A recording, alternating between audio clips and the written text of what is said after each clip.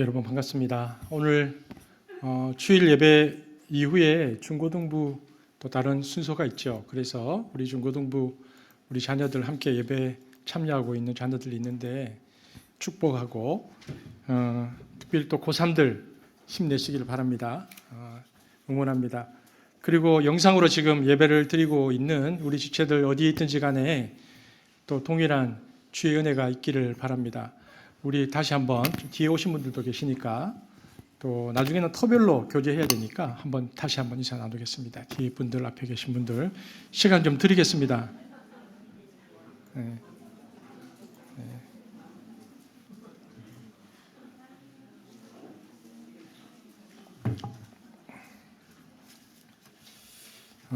오늘 다니엘서 말씀 마지막입니다. 다니엘서 말씀 마지막 말씀인데 다니엘서 10장 말씀을 보겠습니다. 다니엘서 10장 말씀. 다니엘서 10장 하나님 나라로 본 다니엘서 16번째입니다. 다니엘서 10장 18절부터 21절까지. 여러분 마지막이어서 기쁘죠? 네. 다음 주부터는 다른 말씀으로 함께 나누겠습니다. 다니엘서 10장 18절부터 21절까지 4절인데요. 우리 다 같이 합독하겠습니다. 다 같이 한번 읽겠습니다. 시작. 또 사람의 모양 같은 것 하나가 나를 만지며 나를 강건하게 하여 큰 은총을 받은 사람이여 두려워하지 말라. 평안하라. 강건하라. 강건하라. 그가 이같이 내게 말하매 내가 곧 힘이 나서 이르되 내 주께서 나를 강건하게 하셨사오니 말씀하옵소서. 그가 이르되 내가 어찌하여 내게 왔는지 내가 아느냐. 이제 내가 돌아가서 바사 군주와 싸우려니와 내가 나간 후에는 헬라의 군주가 이를 것이라. 오직 내가 먼저 진리의 글에 기록된 것으로 내게 보이리라. 나를 도와서 그들을 대항할 자는 너희의 군주 미가엘 뿐이니라. 아멘. 제가 다시 한번 기도하겠습니다. 사랑의 주님 감사합니다. 살아있는 주님의 말씀을 믿습니다. 오늘 이 말씀이 우리의 삶 가운데 역사하여 주옵소서. 우리가 깨닫게 하시고 반응하게 하시고 하나님의 사람으로 살아갈 수 있도록 특별히 예배 가운데 이 공동체의 모든 지체 한 사람 한 사람에게 친히 얼굴을 내밀어 주셔서 우리가 엠마오로 가던 두 제자처럼 주 앞에 뜨겁게 반응하는 예배 될 수 있도록 인도하여 주옵소서. 예수님 이름으로 기도합니다. 아멘. 오늘 다니엘서 마지막 16번째 말씀을 전하면서 설교의 제목을 평화의 기도라는 제목으로 말씀을 나누겠습니다.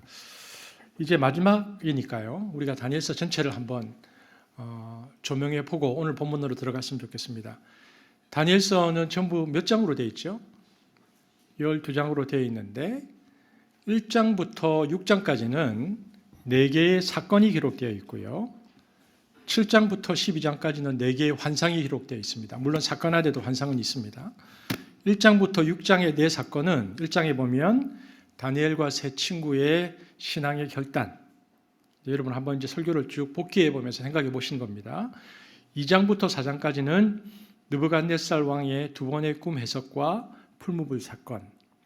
그리고 5장에 보면 벨사살 왕의 성전 기물 모독과 메네메네 데겔 우바르신 문자 사건.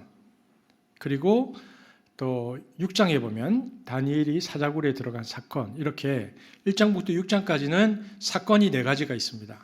그리고 이제 7장부터 12장은 이제 다니엘이 본 환상인데 4개의 환상이 나오는데 7장에 보면 4짐승의 환상 우리가 살펴보았습니다. 8장에 수량과 숫염소의 환상, 그리고 9장에 보면 71회의 환상, 그리고 이제 오늘 저와 여러분이 살펴볼 것인데요. 히데겔 티그리스 강가의 환상, 이것은 10장, 11장, 12장 3장에 걸쳐서 기록되어 있습니다. 이것이 다니엘서 전체의 구조입니다. 우리가 16번을 통해서 이 말씀을 대략 살펴보았습니다. 오늘 저와 여러분이 지난주에도 보았는데요. 이 다니엘서 10장은 다시 한번 띄워주십시오. 다니엘서 10장은 다니엘이 마지막에 본 환상이 10장, 11장, 12장에 나오는데 다니엘서 10장은 다니엘이 본 마지막 환상의 서론에 해당됩니다. 그러니까 늘 그렇듯이 무언가 마지막은 가장 중요합니다.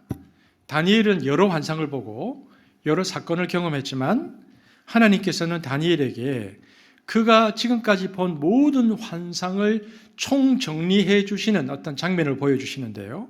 그리고 마지막 환상이 매우 중요하기 때문에 10장 전체를, 이제 11장이 본격적으로 환상이 나오는데 10장 전체를 11장에 나오는 환상의 서론으로 할애하고 있습니다.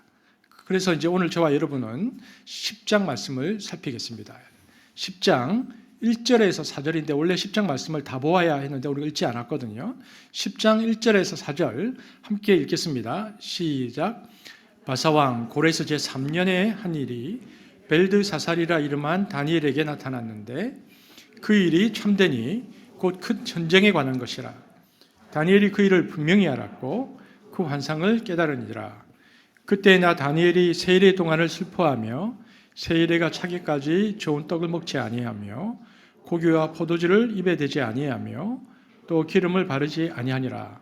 첫째 달 24일에 내가 히데겔이라 하는 큰 강가에 있었는데, 여러분 우리가 지난주 말씀 살펴보았는데 이 말씀을 좀 기억나신지 모르겠습니다. 이 환상의 배경은 언제라고 되어 있습니까? 고레스가 통치한 지 몇 년째?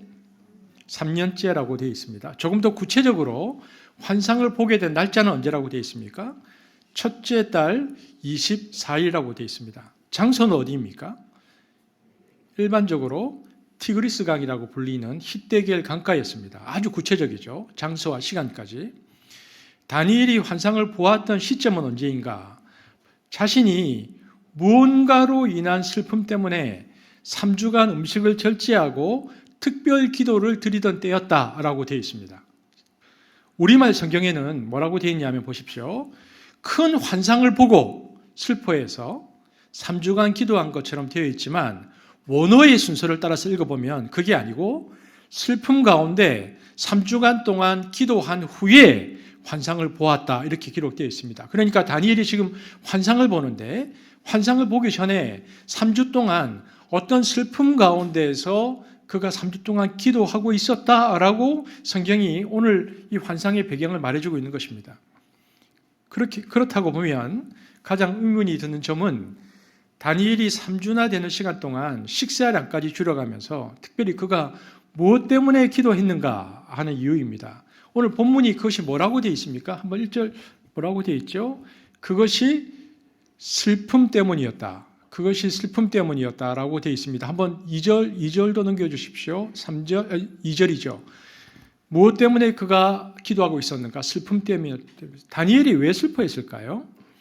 힌트는 1절 고레스 제3년이라는 시기에 있습니다. 그것이 다니엘이 슬퍼했었던 이유와 연결되는데 여러분 고레스 왕 통치 1년에 하나님이 이스라엘 백성들에게 특별한 은혜를 부어주셨습니다. 바벨론이 멸망하고 이제 페르시아가 들어왔죠.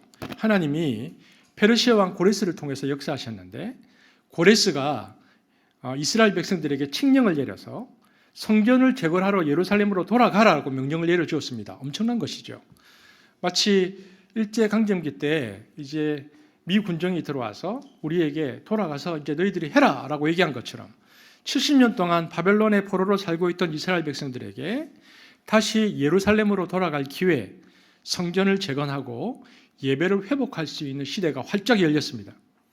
그래서 바벨론에 살고 있었던 이스라엘 사람들 중에서 첫 번째 1차로 몇 명이 갔는가? 5만 명이 예루살렘 성전을 짓기 위해서 고레스 왕 1년에 예루살렘을 향해서 출발합니다. 아마도 이때가 이스라엘 백성들에게는 출애굽하던 날 다음으로 가장 행복했던 날이었을 것입니다. 그리고 그들은 출발하면서 5만 명이 출발하면서 성전이 재건됨과 동시에 모든 것이 회복될 것이다. 그들은 기대하고 출발했을 것입니다. 그리고는 오늘 보니까 고레스 3년이라 그랬잖아요. 2년이 지났습니다. 다니엘은 노령으로 인해서 1차 귀환자들과 함께 예루살렘으로 돌아가지 못했습니다. 그래서 다니엘은 예루살렘으로 돌아간 그 사람들의 소식들이 너무너무 궁금했습니다. 그런데 다니엘이 기대했던 일들이 일어나지 않았습니다. 왜냐하면 에스라서 2장, 3장이 보면 그 2년 동안에 무슨 일이 있었는가가 기록되고 있는데요.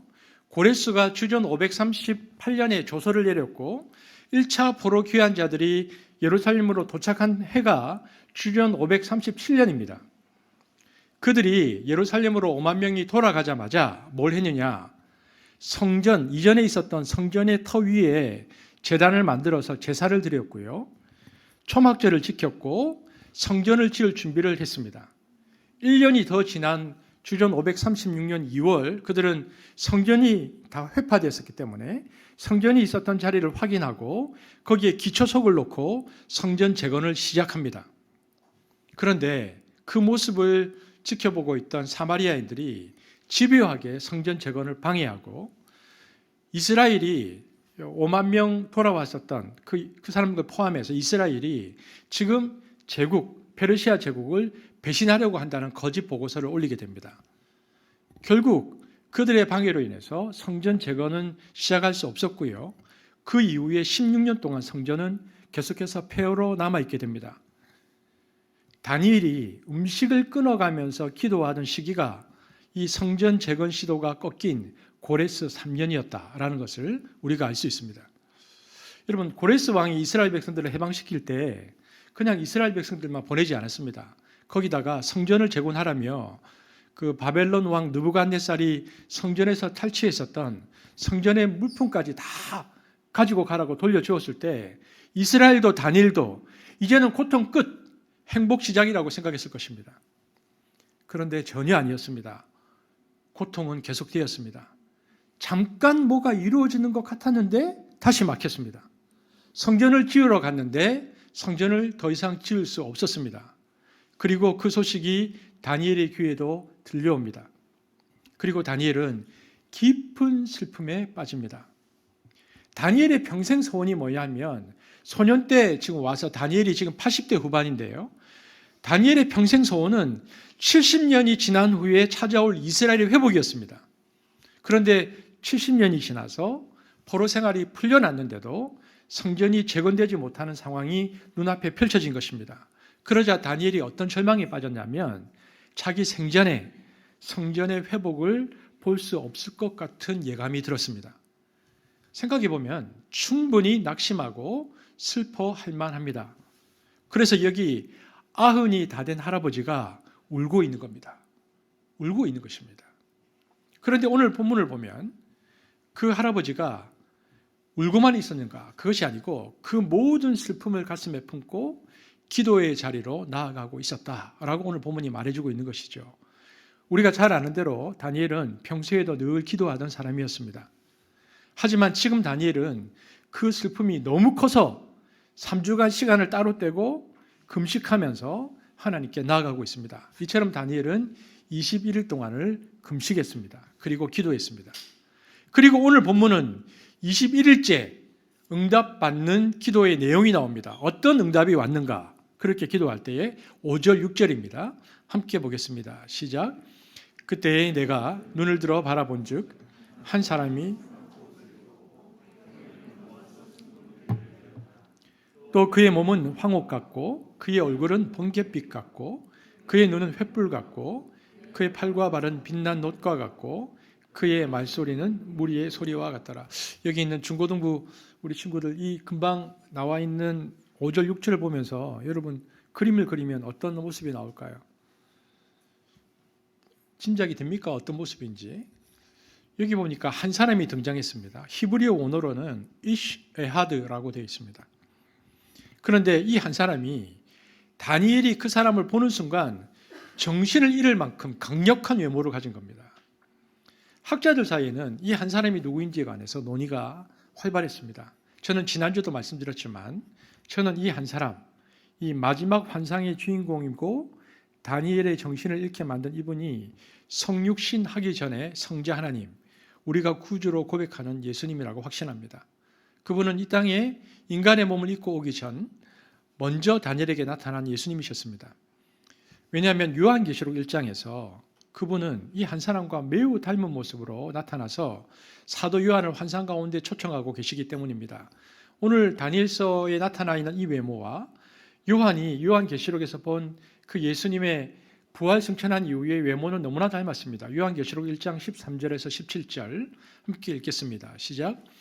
촛대사이에 인자 같은 이가 발에 끌리는 옷을 입고 가슴에 금띠를 띠고 그의 머리와 털의 희기가 흰 양털 같고 눈 같으며 그의 눈은 불꽃 같고 그의 발은 풀무불에 단련한 빛난 주석 같고 그의 음성은 많은 물소리와 같으며 그의 오른손에 7별이 있고 그의 입에서 좌우에 날성검이 나오고 그 얼굴은 해가 힘있게 비치는 것 같더라. 내가 볼 때에 그의 발 앞에 엎드려져 죽은 자 같이 되매 그가 오른손을 내게 얹고 이르시되 두려워하지 말라. 나는 처음이요 마지막이니. 그러니까 영광스러운 성자 하나님을 다니엘이 본 것입니다. 성자 하나님을 다니엘이 보자 그가 어떻게 반응했는가? 10장 7절입니다. 다니엘이 반응입니다. 시작. 이 환상을 나 다니엘이 홀로 보았고 보지 못하였어도 그들이 크게 떨며 도망하여 숨었느니라. 하나님의 영광이 임하자 다니엘과 함께 있었던 사람들이 그 주님을 보지는 못했지만 두려워 떨면서 도망하여 숨었다 이렇게 표현하고 있습니다. 왜일까요? 죄인의 본성에 따라서 거룩하신 하나님 앞에서 도망친 것입니다. 그들은 그것을 두려움이라고 표현했지만 거룩하신 하나님의 임재 앞에 죄인인 인간들이 도망간 것이죠. 다니엘은 혼자 남아서 그 앞에 섭니다. 8절 9절입니다. 시작. 그러므로 나만 홀로 있어서 이 큰 환상을 볼 때에 내 몸에 힘이 빠졌고 나의 아름다운 빛이 변하여 썩은 듯 하였고 나의 힘이 다 없어졌으나 내가 그의 음성을 들었는데 그의 음성을 들을 때에 내가 얼굴을 땅에 대고 깊이 잠들었느니라. 주님 앞에 다니엘이 다 도망가고 두려움에 주님 앞에 다니엘이 홀로 서자 다니엘의 몸에 힘이 쭉 빠졌고요. 한순간 다니엘이 생기를 잃었고 그분의 음성이 들리자마자 다니엘이 땅에 엎드려졌다고 말하고 있습니다. 마치 사도 요한이 밤모섬으로 찾아오신 예수님을 만났을 때에 그분 발 앞에 엎드려서 죽은 자 같이 되었다라고 표현했듯이 다니엘도 그렇게 성자 하나님 앞에서 졸도해버렸습니다. 기절해버렸습니다. 힘이 쭉 빠지고 그냥 퍽 엎드려져서 기절해버린 것입니다. 이 예수의 모습과 또 그분을 본 다니엘과 사도 요한의 반응을 통해서 우리가 무엇을 알게 될까요? 예수님의 모습을 본 다니엘과 사도 요한 둘 다 힘이 빠지고 엎드려지고 그들은 그냥 죽은 자 같이 되었다고 표현하고 있거든요. 이것을 통해서 우리는 무엇을 알 수 있는가? 죄인인 인간은 결코 하나님 앞에 그대로 설 수 없다는 것을 깨닫게 됩니다.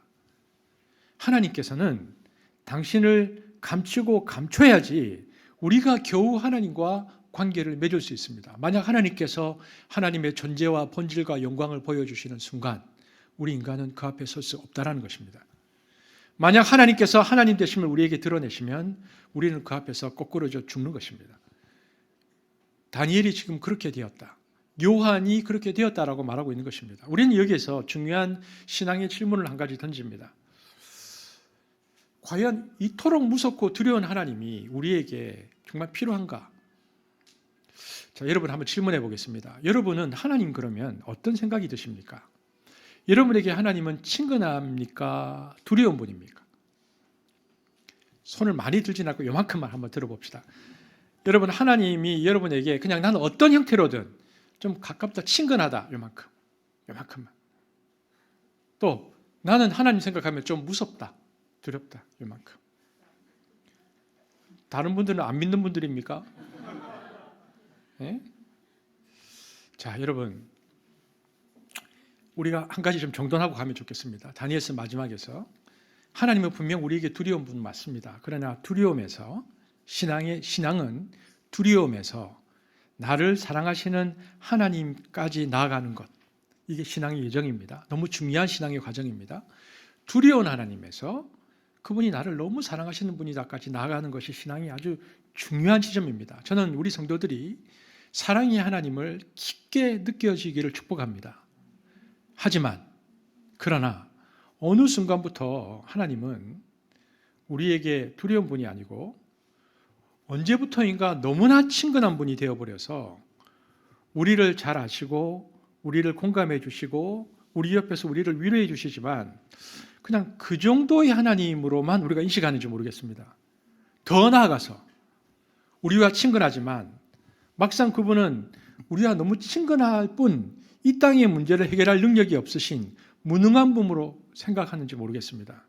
주기도문의 표현으로 하면 하늘에 계신 우리 아버지여라고 표현되는 우리의 내적인 하나님만 알고 하늘에 계신으로 표현되는 초월적 하나님을 우리가 간구하고 있는 것은 아닌지 모르겠습니다.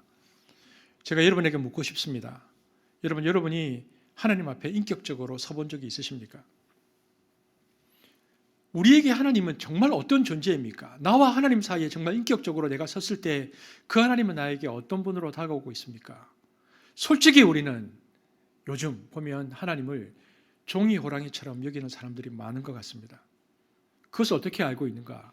여러분, 진짜 호랑이라면 우리는 그 앞에서 어떤 형태로든지 반응할 것입니다. 그러나 그것이 종이 호랑이라면 호랑이구나 보고 그냥 지나가는 것입니다. 그래서 하나님을 종이 호랑이처럼 여기기 때문에 하나님을 알아도 하나님을 영광스럽게 하지 않습니다. 그분은 우리에게 그저 종이 호랑이일 뿐이기 때문에 그렇습니다. 하지만 우리가 알아야 하는 것은 만약 그분께서 그분의 영광을 우리에게 다 보이시면 아무도 그 앞에 설 수 없다는 것입니다. 그분께서 나를 친밀하게 대해 주시기 때문에 내가 그분께 가까이 나아갈 수 있는 것입니다. 그분께서 나를 사랑하여 주시기 때문에 우리가 그분 앞에 설 수 있는 것입니다. 그러나 그분이 나를 사랑하여 주신다고 하여서 그분이 나와 비슷한 수준이라고 생각해서는 안 됩니다. 그분은 하나님이십니다. 그분은 크고 두렵고 놀라우신 분입니다. 오늘 성경이 우리에게 그것을 말해주고 있는 것입니다. 그래서 다니엘이 그 하나님의 본질을 보자 그 앞에서 엎드려서 힘이 빠지고 졸도해 버렸습니다. 그런데 졸도에 있던 다니엘을 누군가가 흔들어 깨웁니다. 그를 깨운 존재가 예수님인지 천사인지 명확하지 않습니다. 그냥 한 손이 있어서 나를 어루만졌다라고만 되어 있기 때문입니다. 10절 보겠습니다. 읽겠습니다. 시작. 한 손이 있어 나를 어루만지기로 내가 들었더니 그가 내 무릎과 손바닥이 땅에 닿게 일으키고 앞에 있는 내용과 연결하면 나를 어루만진 분이 성자 예수님이고요. 뒤에 있는 내용과 연결하면 천사 가브리엘인데 저는 개인적으로 이 본문 앞에서 그 다니엘을 일으킨 분은 성자 예수님이라고 생각합니다. 왜냐하면 요한계시록 1장에도 예수님께서 쓰러진 사도 요한을 손으로 어루만지고 계시기 때문입니다. 다니엘이 이제 정신을 차립니다. 그리고는 정신을 차리고는 천사가 들려주는 이야기를 듣습니다. 그런데 천사는 곧바로 환상의 내용에 대해서 말하는 것이 아니고 자신이 늦게 온 이유를 먼저 설명하고 있습니다. 자, 표준 세번역으로 읽겠는데요. 11절에서 14절. 오늘 그 영상을 보고 계신 분들도 함께 읽으시길 바랍니다. 이걸 제가 읽어도 되긴 하는데 우리가 예배에 함께 동참한다는 의미로 성경을 소리내어서 함께 읽는 것은 중요하다는 생각 때문에 예배 시간마다 함께 읽습니다. 자, 천사가 다니엘이 일어나자 천사가 옆에서 이 말을 해줍니다. 시작. 그가 내게 말하였다. 하나님께 큰 사랑을 받은 사람 다니엘아, 이제 내가 내게 하는 말을 주위에서 들어라. 너는 일어서라. 지금 나를 내게서 보내셔서 이렇게 왔다. 그가 내게 이 말을 할 때에 나는 일어섰으나 여전히 떨렸다. 그가 내게 말하였다. 다니엘아, 두려워하지 말아라. 내가 이 일을 깨달으려고 하나님 앞에서 스스로 겸손하여 지기로 결심한 그 첫날부터 하나님은 내가 간구하는 말을 들으셨다. 내가 간구하는 말에 응답하려고 내가 왔다. 그러나 페르시아 왕국의 천사장이 20하루 동안 내 앞을 막았다. 내가 페르시아에 홀로 남아 있었으므로 이제 내가 마지막 때에 내 백성에게 일어난 일을 깨닫게 해주려고 왔다. 이 환상은 앞으로 일어날 일을 보여주는 것이다. 여러분, 이 말씀을 우리가 지난주에 살펴보았습니다. 기억나시죠? 자, 15절, 17절 함께 읽어보겠습니다. 계속 시작. 그가 내게 이런 말을 할 때에 나는 얼굴을 땅에 대고 봉우리처럼 엎드려 있었다. 그런데 갑자기 사람처럼 생긴 이가 나의 입술을 어루만졌다. 내가 입을 열어서 내 앞에 서 있는 이에게 말하였다. 천사님, 제가 환상을 보고 충격을 받고 맥이 모두 빠져버렸습니다.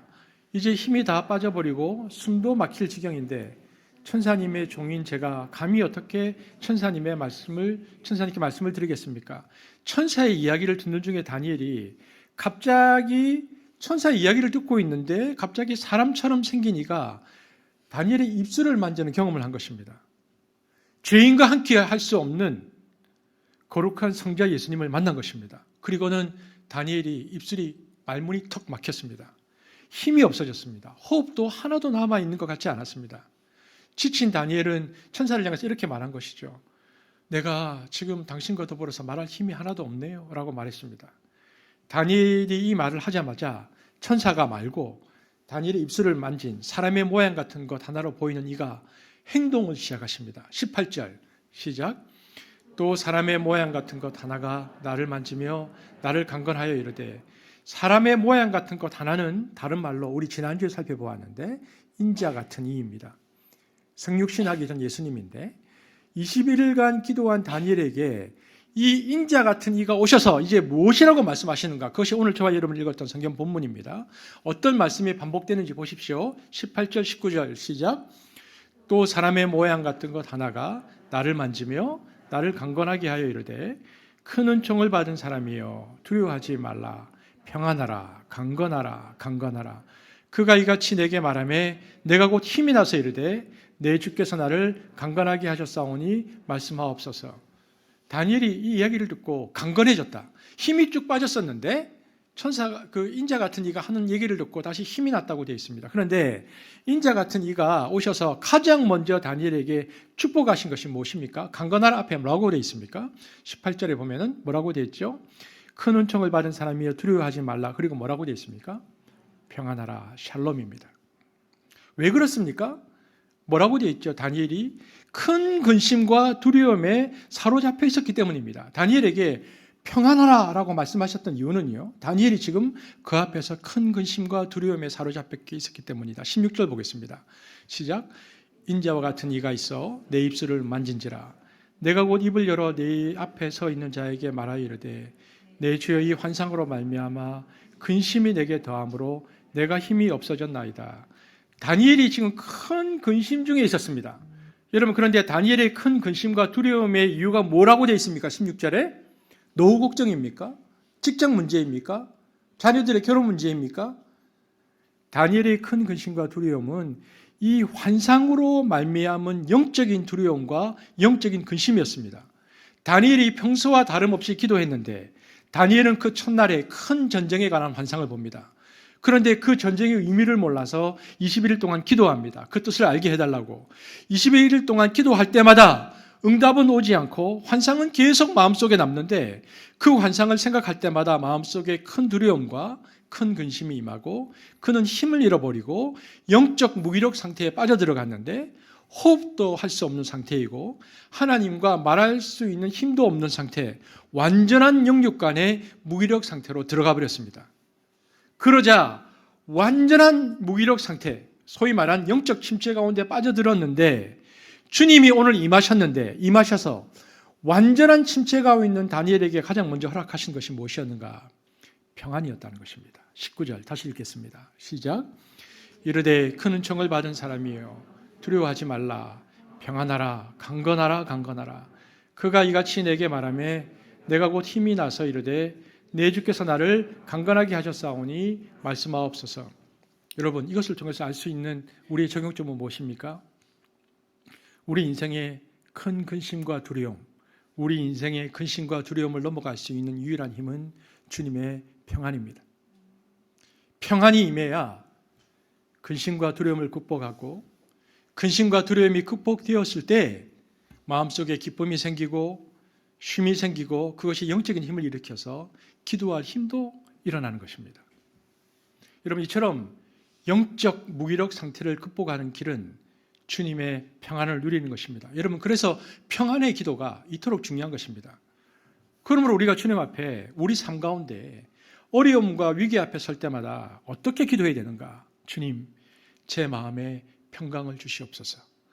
주님의 평안을 내게 주시옵소서. 우리는 이렇게 기도해야 합니다. 사도 바울은 빌립보서 4장 6, 7절에서 그 유명한 평안에 관한 기도를 이야기합니다. 사도 바울이 얘기하고 있는 평안에 대한 기도입니다. 빌립보서 4장 6, 7절 함께 읽겠습니다. 없습니까? 제가 읽겠습니다. 그러면은 아무것도 염려하지 말고 다만 모든 일에 기도와 간구로 너희 구할 것을 감사함으로 하나님께 아뢰라. 그리하면 모든 지각에 뛰어난 하나님의 평강이 그리스도 예수 안에서 너희 마음과 생각을 지키시리라. 보십시오. 아무것도 염려하지 말고 다만 모든 일에 기도와 간구로 너희 구할 것을 감사함으로 하나님께 아뢰면 그리하면 모든 지각에 뛰어난 하나님의 평강이 샬롬이 예수 그리스도 안에서 너희의 마음과 생각을 지키시리라. 여러분, 염려는 그래서 기도하라는 하나님의 초청장입니다. 여러분, 어젯밤에 잘 주무셨습니까? 우리가 살다가 때로는 밤잠을 설칠 만큼 우리를 힘들게 하는 여러 가지 요소들이 많이 있습니다. 그런데 그때에 새벽에 잠을 자려고 괜히 이리 뒤척 저리 뒤척하지 마시고요. 아예 잠이 안 오면 그렇구나, 내가 이 염려에 사로잡힐 것이 아니고 하나님께서 기도하라는 초청장을 나에게 보내셨구나 생각하고는 그때 딱 기도의 자리에 앉는 것입니다. 여러분 마음의 지평선에 염려의 구름이 딱 떠오르면 하나님께 기도하시길 바랍니다. 그러면 구름은 어느덧 은총의 단비가 되고 새벽 이슬이 되어서 여러분의 영혼을 풍성하게 할 것입니다. 염려하지 말고 모든 일에 기도와 간구로 너희 구할 것을 감사함으로 하나님께 아뢰라. 그리하면 모든 지각에 뛰어난 하나님의 평강이 그리스도 예수 안에서 너희 마음과 생각을 지키시리라. 이 약속을 붙들고 평강을 누리시기를 바랍니다. 오늘 다니엘이 그것을 경험했다는 것입니다. 다니엘이 염려 가운데 엎드러졌는데 샬롬으로 임했습니다. 두려움과 근심이 사라지고 영적 무기력이 사라지고 하나님이 평안하라 강건하라 평강을 통해서 영적 강건함을 회복해서 다니엘이 다시 기도하게 되었습니다. 여러분, 그렇다면 평강하라, 이 평강의 근원은 어디에서 나오는가? 여러분, 평강의 근원은 우리의 내면이나 나의 최면에 있지 않습니다. 평강의 근원은 나의 내면에서 나오는 것이 아니고 내 바깥, 영원히 변하지 않는 역사의 가장 단단한 기초 하나님의 말씀에서 나옵니다. 그래서 오늘 다니엘에게 하나님이 뭐라고 말씀하십니까? 그에게 평강을 주기 위해서 임하신 목적을 얘기합니다. 20절, 21절 함께 읽겠습니다. 시작. 그가 이르되 내가 어찌하여 내게 왔는지 내가 아느냐. 이제 내가 돌아가서 바사 군주와 싸우려니와 내가 나간 후에는 헬라의 군주가 이를 것이라. 진리의 글에 기록된 것으로 내게 보이리라. 나를 도와서 그들을 대항할 자는 너희의 군주 미카엘 뿐이니라. 그가 이르되 이렇게 말합니다. 내가 어찌하여 내게 왔는지 내가 아느냐. 주님이 내가 왜 너한테 왔는지 아느냐? 라고 말씀하시면서 뭐라고 얘기합니까? 오직 내가 먼저 오직 이 이유로 왔다는 것입니다. 먼저 온 이유 무엇입니까? 다 같이 한번 까만색으로 되어 있는 부분만 이것 때문에 왔다고 말씀하십니다. 시작. 진리의 글에 기록된 것으로 내게 보이리라. 예레미야 선지자에게 하셨던 그 말씀이 너에게 깨달아지고 네 삶을 통해서 보기 시작하게 하려고 내가 먼저 이것을 위해 왔다고 말씀하신 것입니다. 여러분, 그래서 평안의 근거는 우리의 내면이 아니라 말씀입니다. 예를 들어서 어떤 사람이 막 풍랑이 일어나서 배를 떠내려가지 않게 하기 위해서 부둣가에 잡아매야 되는데 이 닻을 어디에 내릴까 보다가 튼튼한 것에 매달아야 될 것 같아서 살펴보니까 제일 튼튼해 보이는 것을 찾은 겁니다. 그게 어디냐? 그 배의 굴뚝이었습니다. 거기 매였습니다. 그럼 어떻게 됩니까? 다 떠내려가죠. 바깥에 바위 같은 곳에 걸어놔야 됩니다. 마찬가지입니다. 우리 내면에 우리 평강을 걸어봐야 아무 소용이 없습니다. 우리 내면에 자기 체면, 마인드 컨트롤, 자기 강화 이런 것들은 절대 평안을 못 줍니다. 어디에 걸어야 하는가? 변하지 않는 영원한 하나님 말씀에 걸어야 됩니다.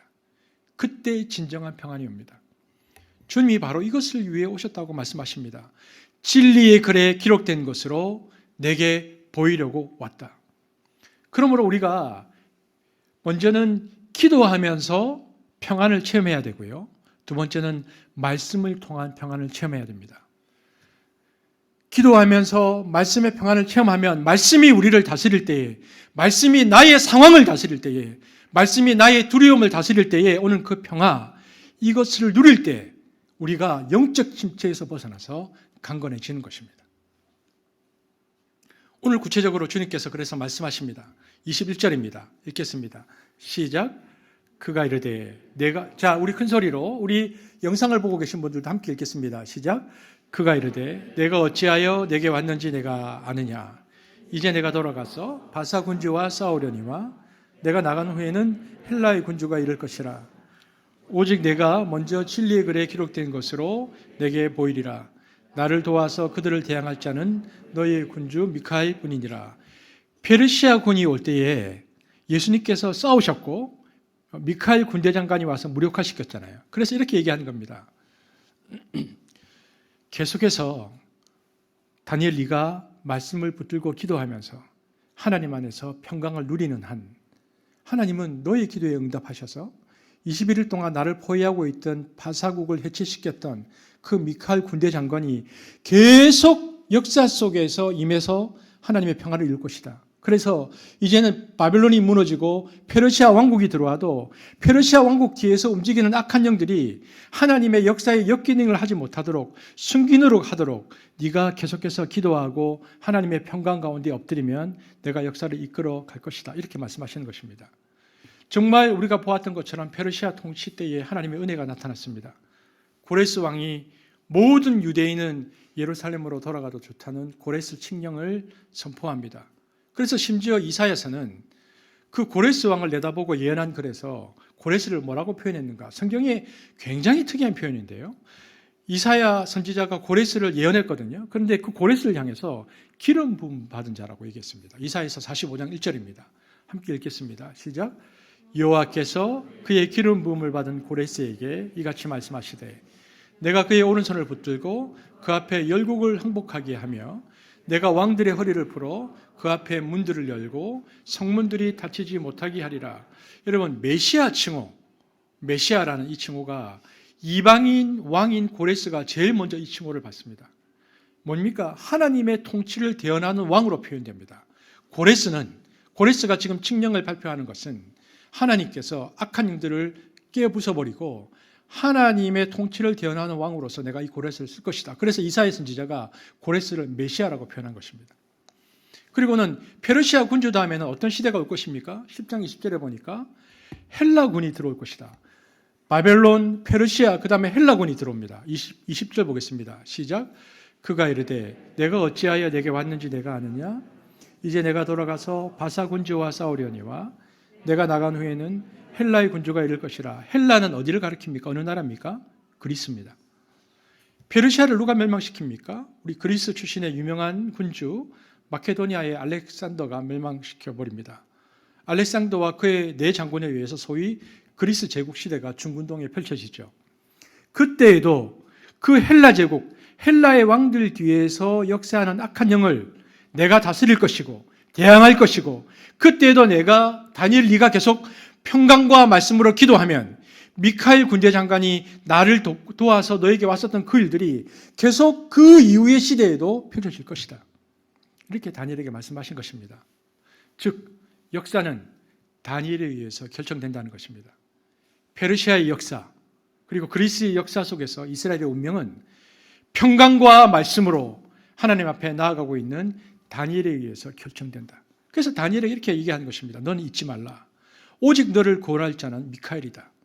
내가 미카엘을 보내서 구원할 것이고 나의 그 역사를 계속 이어갈 것이다. 이것이 오늘 예수님이 성육신 하기 전에 사람의 모습으로 임하셔서 다니엘에게 가르치신 내용입니다. 다니엘 한 사람으로 인해서 중근동과 이스라엘에 하나님의 평화가 임하기 시작했다는 것입니다.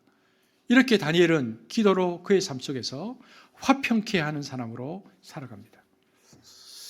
여러분 다니엘서의 이 마지막 말씀 앞에서 우리는 어떤 적용을 해야 될까요? 다니엘의 이 21일의 기도는 하나님의 평화가 이 한반도에도 이루어지게 해달라고 우리가 기도하는 근거가 됩니다. 지금 계속 뉴스를 보면 미사일을 쏘고 그리고 서로 간에 지금 긴장들이 촉발되고 있습니다. 아마 자녀들을 군에 보내신 부모들은 지금 또 긴장할 겁니다. 여러분 하나님 나라의 통치, 하나님의 다스림이 임하는 한반도를 위해서 기도하는 것이 중요합니다. 여러분 기도는 오늘 다니엘서에 나오는 것처럼 기도는 모든 평화를 만드는 것의 시작이자 핵심입니다. 그래서 우리가 기도할 수 있다는 것은 희망입니다. 주님의 다스림이 우리와 우리의 삶 속에 임할 때에 샬롬이 임하기 때문입니다. 저와 여러분이 기도하잖아요. 이번 주간에 여러분 어떤 기도를 하셨습니까? 저와 여러분의 기도 생활이 개인적인 필요를 채우고 도움을 구하는 기도는 인간인 이상 누구나 할 수 있고, 또 하나님이 우리 아버지시니까 자식들의 필요를 늘 채우시기 때문에 그 기도를 하는 것은 너무나 당연한 것입니다. 그러나 그것보다는 우리의 기도를 좀 더 넓혀야 합니다. 어떤 기도입니까? 그것은 그리스도 안에서 자기 중심성을 내려놓고 이 땅에 하나님의 나라가 실현되도록 기도해야 됩니다. 왜냐하면 우리는 이미 하나님 나라에 속한 이들이기 때문입니다. 하나님의 나라는 공평과 정의의 나라이며 샬롬의 나라입니다. 그래서 주님이 제자들에게 가르쳐 주신 기도의 핵심 구절이 무엇입니까? 당신의 나라가 임하게 하여 주옵소서. 당신의 나라가 실현되게 하여 주옵소서. 이것이 주기도문의 가장 핵심입니다. 그러니까 너희는 날마다 이렇게 기도하라. 그의 나라가 이 땅에 실현되기를 위해 기도하고 나라가 이루어지다라고 하면서 너의 생애를 하나님 나라를 이루기 위해서 드려라. 우리가 주기도문을 하는 이유가 우리의 개인의 기도가 아니라 하나님의 나라가 임하는 기도를 드리는 것입니다.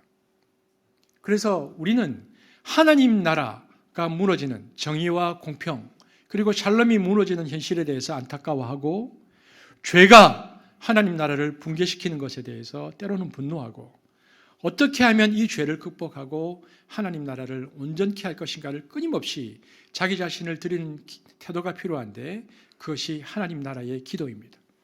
그래서 우리는 기도할 때에 우리의 개인의 영역을 넓혀서 하나님 나라를 위한 기도를 통해서 이 땅 가운데 하나님의 평강과 샬롬이 임하기를 기도해야 하는 것입니다.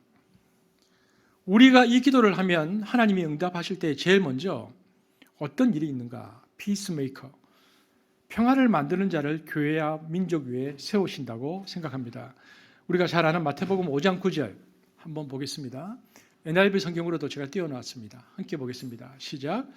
화평하게 하는 자는 복이 있나니 그들이 하나님의 아들이라 일컬음을 받을 것이며, 보십시오. 하나님의 나라에 하나님의 아들이라고 일컬음을 받는 사람들은 어떻게 하는 사람? 피스메이커들, 평화를 만드는 자들이다. 여러분, 이 구절을 보면요, 기억나는 글이 하나 있습니다. 제가 어떤 글을 봤냐면 아브라함 링컨의 노예 해방과 박애 정신을 다루면서 그 글에서 이렇게 표현되어 있습니다. 서양 초상화를 보면 그렇게 되어 있는데, 링컨의 얼굴과 예수님의 얼굴은 이상하게도 닮았다. 왜 이렇게 닮았을까? 이 글에는 두 가지가 있어서 닮았다고 이야기합니다. 첫째, 큰 고난을 겪은 사람, 고난의 상처가 얼굴에 둘 다 보인다는 것입니다. 둘째, 자기 백성의 손에 죽었다. 비애의 사람이라는 거죠. 배신과 비애. 링컨도 그렇게 죽었습니다. 그렇게 역사 속의 피스메이커들은 죽어갔다는 것입니다. 예수님도 하나님의 평화를 이야기했는데 산헤드린 그리고 바리새인 평화를 지키려 했던, 로마의 평화를 지키려 했던 사두개파 바리새인에 의해서 밤새 체포되고 졸속 재판을 당한 뒤에 그 다음날 사형 집행이 일어나서 돌아가셨습니다. 이런 일들이 역사 속에서 끊임없이 반복됩니다. 여러분, 아브라함 링컨이 암살당하죠. 마하마트 간디, 영국인이 죽이지 않았습니다. 인도 사람이 죽였습니다. 백범 김구, 일본 사람이 죽이지 않았습니다. 한국 사람이 죽였습니다. 마틴 루터 킹, 백인이 죽이지 않았습니다. 흑인이 죽였습니다. 이스라엘 평화의 지도자 이츠하크 라빈, 이스라엘 청년의 손에 죽어갔습니다. 왜 그럴까요? 왜 반대쪽 사람이 죽이지 않고 그쪽 사람들이 죽였을까요? 죽인 사람들은 평화를 지켰기 때문입니다. 그들은 무장투쟁을 통해서 이것을 극복해야 한다고 믿었기에 그 평화를 이루는 지도자를 죽여버린 것입니다. 왜 화평케 하던 사람들은 그렇게 죽어가야만 했을까요? 왜 하필이면 암살을 꼭 당해야 했을까요? 암살이라는 것은 일반적인 방식으로 화해나 설득이 불가능하다고 느낄 때 적대 세력이 택하는 마지막 수단입니다. 이것은 미움을 감수하고 이것은 최후의 수단으로서 그 사람을 죽여버리는 것이죠. 이것은 무엇을 말합니까? 죽어갔던 그들은 평화를 지키는 일에 있어서 비타협적이었다는 것입니다. 타협하지 않고 그들이 아무리 부추겨도 끝까지 평화의 길을 추구했기 때문에 적대감과 증오가 있어야지만이 자신의 이익을 챙기고 기득권을 유지할 수 있는 사람들이 도저히 안 되겠다. 죽이는 수밖에 없다. 그래서 죽어가는 것입니다. 여러분, 우리는 평화를 만드는 사람들의 운명을 생각해 봅니다. 평화를 위해서 비타협적으로 끝까지 그 길을 걸어갔던 사람들, 그 사람들은 하나님께서 사용하셨던 사람들입니다. 역사 속에 이렇게 선한 사람들이 존재했고 하나님이 함께 하시면 이들을 통해서 계속 역사를 이끌어 가십니다. 여러분, 한반도의 평화는 피스메이커들로 인하여 이루어지기를 우리가 간절히 소망해야 합니다. 이런 이들을 한반도에 일으켜달라고 기도해야 합니다. 여러분, 사람의 힘으로는 이런 사람들이 나오지 않습니다. 기도해야만 나옵니다. 우리가 이 땅을 위한 평화를 위한 기도를 할 때 하나님 피스메이커들을 일으키셔서 그들이 무력이 아니라 전쟁이 아니라 하나님의 샬롬의 방식으로 하나님의 역사를 이끌어가는 리더들이 나올 수 있도록 기도해야 합니다. 또한 피스메이커로 우리가 살아가야 합니다. 무엇보다 기도와 말씀에 근거한 깊은 평화가 와서 저와 여러분이 피스메이커로 우리 가정에서 그렇게 살았으면 좋겠습니다. 여러분, 형제 자매와 부모 자식 간에, 부부 간에 왜 그렇게 미움과 갈등을 증폭시키고 그 독한 말을 하고 사는지 잘 모르겠습니다. 짧은 생애에 왜 이렇게 서로 엉뚱한데 에너지 낭비하고 그놈 미워, 나 이제 친척이지만 일가지만 가족이지만 그렇게 하다가 무너지는지 모르겠습니다. 그러지 말고 용서하고 평화의 사람이 되기를 바랍니다. 생각해 보면 화평케 하는 자가 참 그립습니다. 교회에서도 직장에서도 갈등을 해결하기 위한 노력을 우리가 해야 합니다. 불의로 인한 갈등이라면 불의를 제거해야 합니다. 자기가 원인이면 죄를 회개해야 합니다. 자기 욕심과 야망이 원인이면 자기를 부인해야 됩니다. 그럼 평화가 옵니다. 그런 삶 속에서의 평화를 위한 노력을 꾸준히 해나가면서 평화의 기도를 하고 피스메이커로 살아가는 법에 롤 모델이 우리가 되어갈 때에 다음 세대에는 많은 평화의 사람들이 일어날 수 있습니다. 그러므로 다니엘처럼 금식하며 우리가 해야 할 기도 제목들이 있습니다. 아마 뜰 건데, 한국 교회가 평화의 영을 심고 평화의 마음을 선포하면서 평화의 진정성을 가지고 피스메이커로서의 역할을 감당하도록 기도해야 합니다. 두 번째는 하나님의 평화가 이 땅에 임하도록 기도하면서 철저히 비폭력적인 방법으로 그 나라가 이루어지기를 우리가 함께 기도해야 합니다. 세 번째, 한반도 평화를 위해서 피스메이커들이 사회 각처에서 일어나도록 우리는 기도해야 합니다. 평화 통일은 정부와 정치인들의 노력도 중요하지만 하나님의 역사 속에서 이러한 일들을 일으켜달라고 기도하는 사람들로 인해서 시작되어지고 종결되어집니다. 무엇보다 네 번째, 가정에서 내가 피스메이커로 살아갈 수 있도록 기도하면 좋겠습니다.